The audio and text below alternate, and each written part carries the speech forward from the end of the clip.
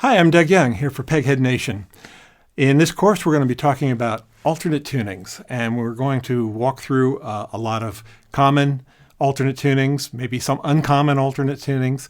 We're going to learn a lot of tunes, but probably most importantly, we're going to try to understand how alternate tunings work and how you can make sense of them so that you can perhaps arrange your own tunes, or if you want to explore an alternate tuning that's different than the ones that we're going to be teaching, you'll be able to leverage the things that you learn in this course for that as well. But of course, you'll learn many of the typical and popular alternate tunings in this course. You may be wondering why, why do alternate tunings in the first place? Definitely, if you're like me, you've spent way too many years trying to learn the fretboard in standard tuning. We learn chords, we learn scales. You've tried to make sense of the neck in standard tuning, and now somebody comes along and says, well, why don't we just change all the strings and make it into some kind of alternate tuning? And why do we want to do that? It sounds like a lot of work. Well, the main reason that you'd want to do that is to get some different sounds. And, on the guitar, you're limited a little bit compared to, say, the piano. On a piano, you've got 10 fingers and a whole keyboard that you can reach. On the guitar, we've got 6 strings, we've got 4 fingers, and we've got a reach that, probably limited to, if you really want to stretch, 5 or 6 frets, but most of the time 3 or 4 is more practical.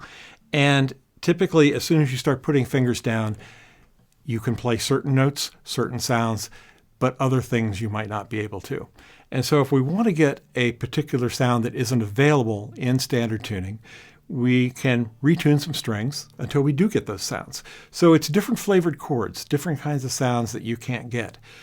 Also, in some cases, you want to make things easier.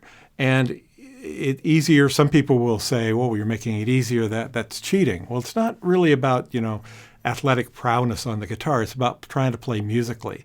And if by making things a little bit easier to play, you can play more musically or play something more interesting, then I think that's an okay trade-off. So let's look at an example. Here's something that's actually pretty difficult to play in standard tuning. It's a very close voicing chord.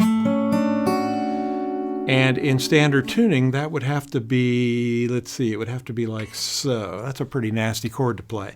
But here, I'm in DADGAD tuning at the moment. So that's a fairly easy chord to play, and yet it's fairly complex sounding. You also get a lot of kind of pretty chords somewhat for free in a lot of alternate tunings. For example, I might play a C, just part of a C chord, like so. And it's just this really nice, beautiful chord, or a nice G chord that I can play with 2 fingers. You get some very interesting chord voicings that you might not get in standard tuning, at least as easily. In a lot of these tunings as well, you can end up with some very simple fingerings. In DADGAD, for example, we can play 1, 4, and 5 chords with 1 finger.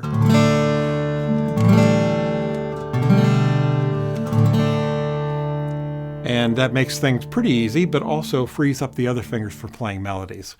So these are all just reasons that we might want to go to an alternate tuning.